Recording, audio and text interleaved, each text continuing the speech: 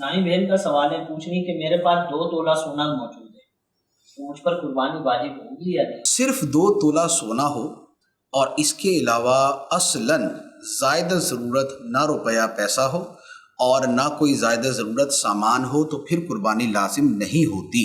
لیکن ایسا ہوتا نہیں عام طور پہ، کیونکہ عام طور پہ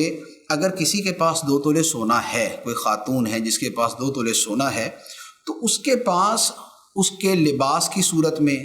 اس کے استعمالی اشیاء کی صورت میں زائدہ ضرورت کچھ نہ کچھ ہوتا ہی ہے۔ جیسے مثال کے طور پہ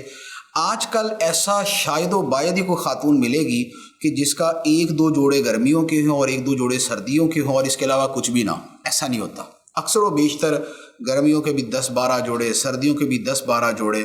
اتنے جوڑے ہونا جو ہے یہ بہرحال فی نفسی ہی زائد از ضرورت ہے۔ اسی طریقے سے گھر میں